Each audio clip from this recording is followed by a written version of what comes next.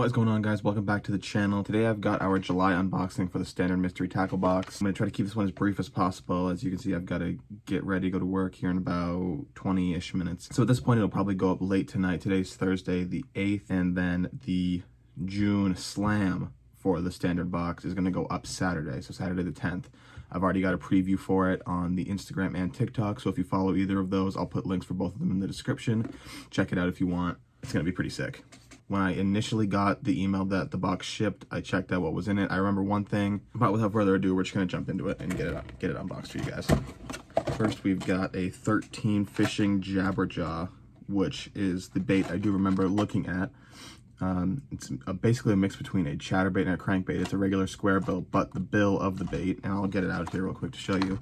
The bill is metal, and it goes back and forth like a chatterbait would. So it's basically got the action of both a chatterbait and a square bill. It's a floating 2 to 4 foot diver, so it's a crankbait, even though it's pretty big and it actually feels pretty dense. It feels heavy for a crankbait, so I would think it would dive pretty deep, but it's actually a pretty shallow bait, which I am a big fan of. Usually I'm either fishing in the kayak or off the bank, so I much prefer shallower options. This is going to be a really cool bait. Like I said, it's got the wobble of the bait wobble of a square bill and the head wobble and noise action of a chatterbait. So it's going to be a really unique bait that I'm pretty excited to try out. Next, we've got a 3/8 ounce Googan Squad buzz bait. What's it called? The Hummer. We got black and blue, which I don't know. I mean, it's fine by me. Top water, I really don't think color matters all that much. Bass aren't going to the top of the water to strike something like this because it's the color of a bait fish. I don't think it's as important to match the hatch with top water as it is with other styles. But as much as I preach that I love top water, I've actually never caught a fish on a buzz bait, and I've only ever fished it once. Maybe it'll finally be my opportunity to catch something on it. Next, we've got Cabin Creek Bait Company. Looks like a finesse style worm. I've never heard of Cabin Creek before, but it reminds me a lot style-wise of the, what was it last month? The, oh, that's gonna bother me. Hold on, I have to look up what it was. Some bruiser baits, just a couple different. Yeah, the bruiser baits diamond tail. You've got that big head, which would be this side here, and then it thins out toward the end, and then you've got that, like I said, a diamond tail toward the end. It thickens back up for some good action.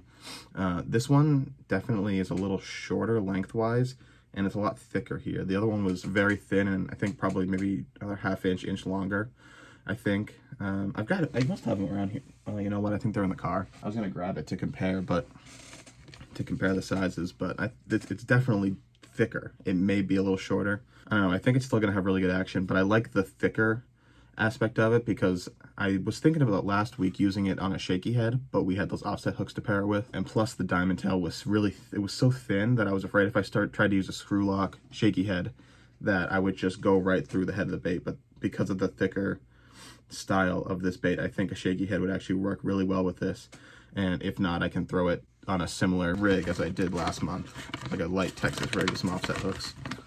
And I guess we'll do the last two together. We've just got some cream baits, cream lures, I don't know, cream baits. We've just got some fluke style baits. Nothing crazy about, oh yeah, nothing crazy about them. I mean, fluke's a fluke is a fluke, in my opinion. I think zoom is pretty much the end all be all, but there's only so much you can do with a fluke style bait. And to pair with, they've got us some EWG 3/0 spear point hooks with that.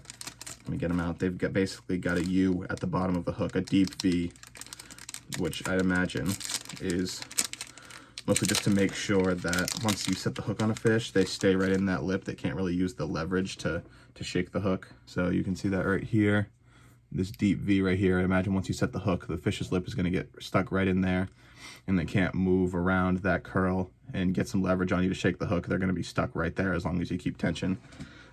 So we'll probably pair those two together, just throw a weedless jerkbait through some weeds or something like that. So that is actually it for the box. This actually might be the quickest unboxing I've done in a while. So basically we've got, what, 4 rigs again. Like last week with the diamond tail and the offset hooks, we'll probably pair these spear point hooks with the fluke. We've got the buzz bait. We've got the jabberjaw, which is going to be super interesting. I'm really interested to see how this will perform. Usually there's one bait in these boxes that I'm not concerned about, but a little nervous about just because it's something so different. Last week it was the diamond tail. This week it's definitely the jabberjaw. But I think it's got a really unique design, but it's also a combination of chatterbait and a crankbait that are two of the most popular baits on the planet. So combining them isn't going to make it catch less fish. If anything, it's going to make them catch more. And then we've just got those Cabin Creek finesse worms that I'll probably throw on either a light Texas rig or a shaky head. Unlike last month, I'm really going to try to get this slam done ASAP for you guys between work and all that stuff. I had a tough time getting out for a couple days and getting up to camp to record the slam. Regardless though, we've got the slam going up today. Saturday, we've got the slam for last month going up. I'm really excited for you guys to check that out.